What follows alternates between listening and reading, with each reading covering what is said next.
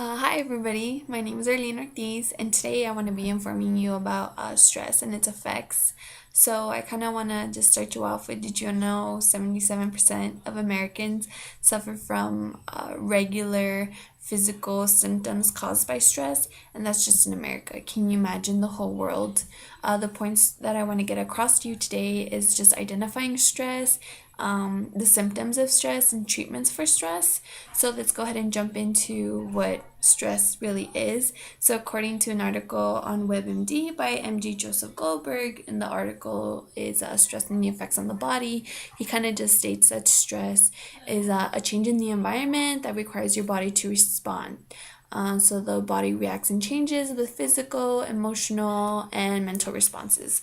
There's situations that we go through that causes stress, and believe it or not, those are called stressors.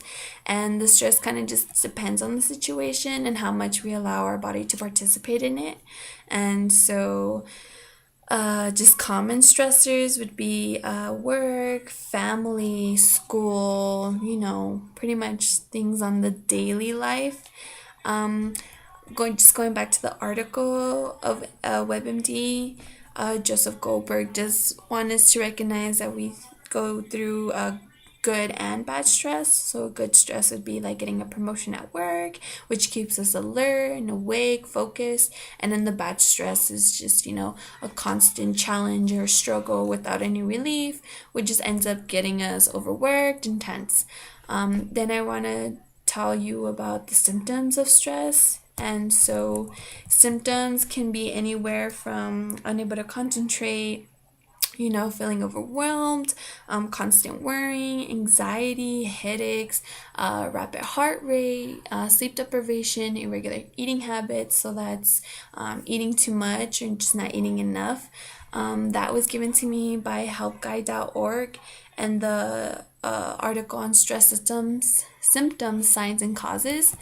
I kind of want to jump into the systems that are affected in our body by stress, though we may not come to realize it at the time. It's actually quite a few, and those are central nervous system, respiratory system, digestive system, muscular system, and immune system.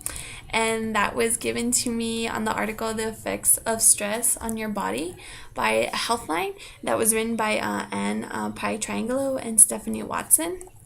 So the central nervous system, basically, that just releases hormones, which is adrenaline and the cortisol, and that increases your heart rate, and it sends blood rushing to the areas that need the most energy. So that can be your muscles and your heart and just any other organs that may need it, because that triggers the fight and the flight response. As far as respiratory system goes, your breathing, when you're stressed, your breathing becomes faster, which allows more oxygen in the blood, and so that rushes off to all the organs that need the energy. We just gotta keep an eye on our breathing, because that can link to hyperventilation, anxiety, and panic attacks. As far as the digestive system goes, the liver actually releases sugar in your blood when you're stressed, and that sugar converts to energy, and that goes to all the organs that are using it at the time. If you're stressed constantly, your liver is going to be releasing that sugar, which can lead to type 2 diabetes.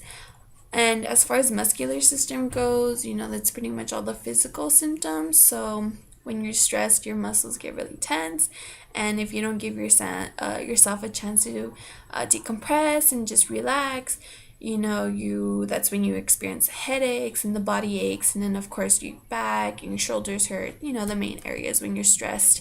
And just as far as immune system goes, you're gonna get sick more often because you lower your defense system, and if you're still stressed while you're sick, it's a longer recovery time. So who wants to be sick and stressed, right?